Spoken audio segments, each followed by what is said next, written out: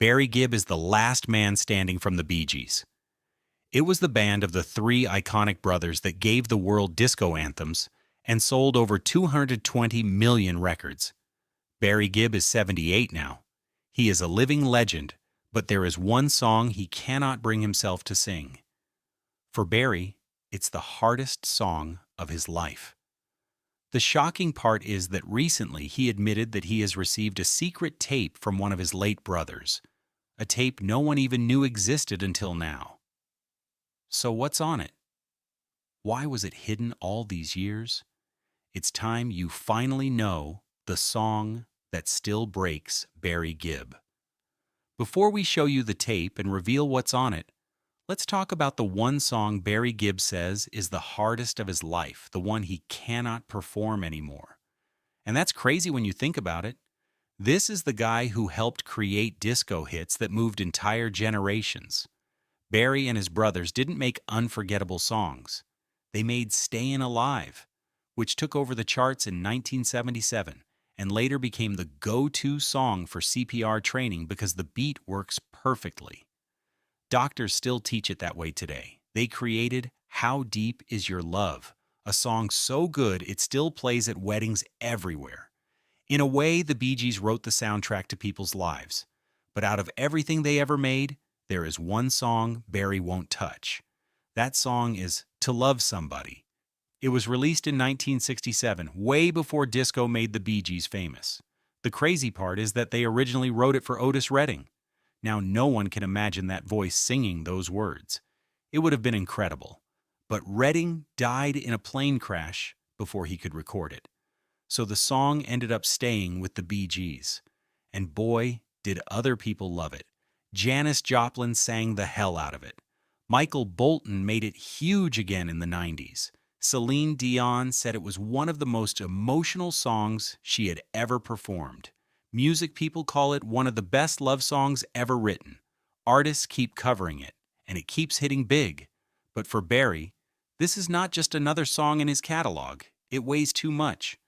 Sure, the melody sounds beautiful, but every single word takes him back to all the people he has lost. When he hears it now, it brings back painful memories. Look at the difference here. Most Bee Gees songs made people happy. Stayin Alive became about surviving. It is literally saving lives during CPR. Night Fever still gets people dancing 40-plus years later. These songs were about energy, about life, about good times. But To Love Somebody was always about missing someone, about wanting someone who was gone. And for Barry, that feeling just got worse and worse. The thing is, he didn't experience just a single loss. Andy died first in 1988 when he was just 30 years old. He was Barry's baby brother who couldn't handle the pressure and the drugs. Then Maurice died in 2003 from what should have been a simple surgery. Then Robin in 2012. Barry went from being one of three brothers singing together to being completely alone. He kept performing, but those empty spots on stage said everything. Every time he tried to sing To Love Somebody, he could hear his brothers' voices that weren't there anymore. The song changed its meaning and became about missing his family, about loving people who are gone forever. Fans still ask for it. They love it because it's this amazing love song, and they are right about that. It shows up on greatest songs lists all the time. TV shows use it, movies use it, couples pick it for their weddings. But the exact reason everyone else connects with it is why Barry cannot handle it. It goes straight to the heart. And his heart has been broken too many times. Think about how wild this is. Barry can sing tragedy with those crazy high notes night after night. He has performed for millions of people, from Vegas to Australia. But 4 minutes of this one song can break him down completely. That tells you everything about what this song means to him. People still beg him to perform it. They want to hear the last surviving Bee Gees sing it one more time. But for Barry, getting up there with those lyrics rips open old wounds that never healed right. It's torture for him. So while everyone remembers the Bee Gees for disco and dancing, Barry lives with the quiet songs. But fans still love him. The brothers lost one by one. You see, the Bee Gees were never just a band. They were a family business built on something you cannot teach or fake. They were three brothers who shared the same blood and the same crazy obsession with music. Barry, Robin, and Maurice Gibb started life on the Isle of Man, got moved to Manchester as kids, but their talent didn't wait around for anyone. While other kids were kicking footballs in the street, the Gibb brothers were in their bedroom working out harmonies that would one day make them legends. But for all the fame, all the gold records hanging on walls, and all those millions of albums sold worldwide, their story is really about heartbreak. Because Barry had to watch every single one of his brothers die. One by one, he buried them all. And behind every chart topper, behind every disco anthem that still gets people moving today, there is this shadow of grief that never goes away. Let's talk about Andy first because his story breaks your heart the fastest. Andy was not officially part of the main Bee Gees lineup, but he was always their little brother, the fourth Bee Gee in everything but name. Born in 1958, he was almost 10 years younger than Barry, which made him both the baby everyone protected and the one they all saw their own dreams reflected in. The age gap meant Andy got to watch his big brothers become superstars while he was still figuring out high school. But when Barry heard Andy sing, he knew they had lightning in a bottle again. So Barry did what big brothers do. He helped Andy launch a solo career in the late 70s, right when the Bee Gees were ruling the world, and to everyone's surprise, it took Andy off like a rocket. His first single, I Just Want to Be Your Everything, written by Barry, of course, shot straight to #1 in America in 1977. But that was just the beginning. Andy became the first male solo artist in history to have his first 3 singles all hit #1 on the Billboard Hot 100. Think about that for a second. His first 3 tries, and he knocked it out of the park every time. The kid was barely 20 years old. Andy had everything going for him. He was gorgeous, with that same Gibb charm but younger and fresher. His voice was smooth as silk. He could make teenage girls scream just by walking on stage. The media loved him.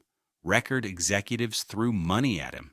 For a minute there, it looked like Andy might even outshine his famous brothers. But fame is a dangerous drug, and Andy was way too young to handle that kind of pressure. The spotlight hit him like a freight train, and with it came all the dark stuff nobody talks about until it's too late. By the early 80s, Andy was deep into cocaine. The drug became his escape from the pressure, from the expectations, from being the other Gibb brother who had to prove himself every single day. His boyish good looks started hiding a life that was falling apart piece by piece. He lost his recording contract. His relationship with actress Victoria Principal fell apart. His health started cracking under the weight of all that partying. The brothers tried to help, but addiction is bigger than family love sometimes. In March 1988, Andy's body finally said enough. He was just 30 years old when myocarditis, which is the inflammation of the heart muscle, made worse by years of cocaine abuse, killed him. 30. That's younger than most people are when they figure out what they want to do with their lives, and Andy was already gone. The Bee Gees never got over losing Andy. Barry, Robin, and Maurice all said later that his death changed them forever. It felt like watching someone's future get stolen before it even had a chance to happen. And for Barry especially, it was the first taste of a guilt that would follow him for decades. The guilt of surviving when his brothers didn't. Then there was Maurice. And if you want to understand how the Bee Gees really worked, you need to understand Maurice. Barry got the spotlight with that falsetto voice. Robin got the drama with his emotional ballads, but Maurice was the guy who made it all possible. Born in 1949, Maurice was Robin's fraternal twin, but in some ways he was more like Barry's musical twin. He was the multi-instrumentalist who could pick up anything, like bass guitar, keyboards, regular guitar, and make it sound perfect. While Barry and Robin were fighting over who got to sing lead vocals, Maurice was in the background, making sure the whole thing didn't fall apart. What made Maurice special was that he was the peacemaker. The Gibb brothers were passionate guys, which meant they fought like crazy. Barry and Robin would get into these huge battles over creative control, over who wrote what, over how a song should sound. But Maurice had this gift for pulling them back together. He would crack a joke, play some bass line that made everything click, or just give them both a look that said, "Come on, we are brothers." Maurice had his own demons, though. During the 70s, when the Bee Gees were becoming the kings of disco, he was battling alcoholism. For a while there, it looked like the drinking might destroy him. But Maurice was tougher than people gave him credit for. He got sober, rebuilt his life, and by the 90s, he was the rock of the family. A devoted husband, loving father, still making music because he couldn't imagine doing anything else. That's why January 2003 was shocking for everybody. Maurice collapsed at his Miami home with severe stomach pain. Seemed like a blocked intestine. Something doctors deal with all the time. But during surgery, complications caused a cardiac arrest. Maurice was only 53, and just like that, he was gone. For Barry and Robin, Maurice's death was devastating in a different way than Andy's. Andy's death was tragic, but not completely shocking. Everyone could see the addiction destroying him. But Maurice was healthy, sober, and happy. His death felt random and cruel. The Bee Gees, as people knew them, died with Maurice that day. Barry said later that losing Maurice was like losing the anchor of his life. Without that steady presence in the middle, the balance was broken forever. Robin came into the world just 35 minutes after Maurice in 1949, but those 35 minutes might as well have been years for how different they were. Where Maurice was steady and calm, Robin was fire and emotion. His voice became the signature sound of every Bee Gees ballad that mattered. Songs like I Started a Joke and Massachusetts carried this haunting, almost ghostly power that only Robin could deliver. But Robin was also the most complicated of the brothers. He had this fiery personality that clashed with Barry constantly. They fought over everything. In 1969, Robin actually quit the group for a while to try a solo career. The fans were devastated, the record company panicked, and Barry and Maurice were left wondering if the Bee Gees were finished. But the thing about family is that no matter how bad the fights get, the bond always pulls you back. Robin came back, and together they created some of the most important music of the 20th century. Their chemistry was just too powerful to waste on ego battles. Robin's health problems started in the early 2000s, almost like the family was cursed with medical emergencies. In 2010, he had emergency surgery for a blocked intestine. It was strangely similar to what killed Maurice. Then in 2011, doctors found advanced colorectal cancer. At first, Robin seemed like he might beat it. He made surprise appearances at concerts, looking thin but still smiling, still singing with that voice everyone recognized. Fans hoped for a miracle, but cancer doesn't care about hope. By 2012, Robin was losing the fight. He slipped into a coma in April, woke up briefly to give everyone a scare of relief, then slipped away again. On May 20th, 2012, Robin Gibb died at 62. For Barry, this was the final blow that nearly broke him. Robin was his musical partner from the very beginning, the guy who had stood beside him through everything. With Robin gone, Barry became something he never wanted to be, the last Bee Gee standing. The last bee standing when Robin died, Barry was 65 years old and suddenly completely alone. Survivor's guilt ate at him. Out of 4 brothers, why was he the only one left standing? Why did he have to bury all of them? And yet, Barry kept moving. In 2013, he launched the Mythology Tour, named after the compilation album the brothers had put together before Robin's death. It was his first solo world tour, and it was filled with tributes to his brothers. When he performed I Started a Joke, Robin's recorded vocals played on the screen behind him, and Barry would stop singing, simply standing there as if he was sharing the stage one last time. Fans described it as heartbreaking and beautiful. He looked like a man holding on to the ghosts of his family while still giving the audience the music they loved. Barry also returned to the studio. In 2016, he released In the Now. It was his first solo album of entirely new material. It wasn't disco, and it wasn't Bee Gees nostalgia. It was just Barry telling his own story. The album reached the top 5 in the UK and the top 20 in the US. It proved that even without his brothers, people still wanted to hear his voice. But nothing meant more to Barry than the recognition that came later. In 2018, he was knighted by Prince Charles at Buckingham Palace. He officially became Sir Barry Gibb. Standing there with his wife Linda, Barry dedicated the honor to his brothers. He said it was for all of them, not just him. Even now, Barry continues to keep their legacy alive.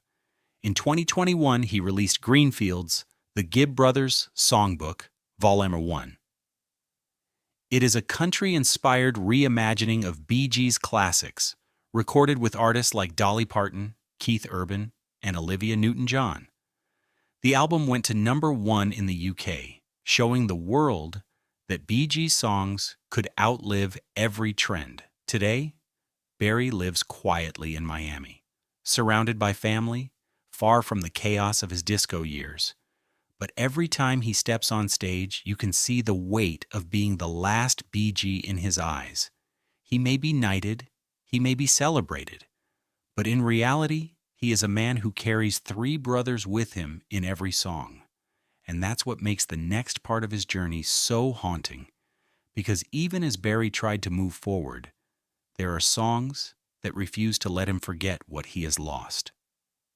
The songs of grief. After losing Andy, Maurice, and Robin, certain tracks took on entirely new meanings. They stopped being about chart success and started becoming reminders of loss. And that's why Barry has called some of them his songs of grief. One of the clearest examples is I Started a Joke. When Robin first recorded it in 1968, it was a strange, melancholy ballad that didn't quite fit the pop scene of the time. But Robin's vocals turned it into a classic. After his death in 2012, Barry began performing the song as a tribute. At concerts, Robin's voice was played on screen while Barry stood silently, letting the audience feel his absence. Then, there's Wish You Were Here. Written in 1989 after Andy's death, it was Barry, Robin, and Maurice pouring their heartbreak into music. The song was never a major hit, but for the brothers, it was deeply personal. Barry later admitted it was one of the hardest songs to revisit because it carried Andy's memory in every lyric. It showed the world that even in the middle of their fame, grief was always there, hidden in their music. Maurice's death in 2003 left another wound. The Bee Gees had just been inducted into the Rock and Roll Hall of Fame a few years earlier, and the future seemed wide open. But after Maurice was gone, Barry said that every upbeat hit felt different. The songs that once made the world dance now reminded him of who was missing from the stage. Even when Barry created new work, grief followed him. His 2016 solo album, In the Now, was filled with themes of memory and loss. And in 2021's Greenfields, when he re-recorded Bee Gees classics with country artists, listeners could hear the weight of history in his voice. Barry has always said music was the bond that held the Gibb family together. But after losing them one by one, it also became the weight he carried alone. Every song is now 2 things at once, a celebration of what they built and a reminder of what he lost. That's why for Barry Gibb, the Bee Gees' biggest hits will always double as his songs of grief, the mysterious tape. And then comes the mystery that fans cannot stop talking about, the so-called missing tape. For years, we have heard rumors that there exists a secret Bee Gees recording hidden in private collections or family archives. The story goes that it wasn't just any session. It was supposedly a tape made in the late 1990s, after the group's official comeback with Still Waters.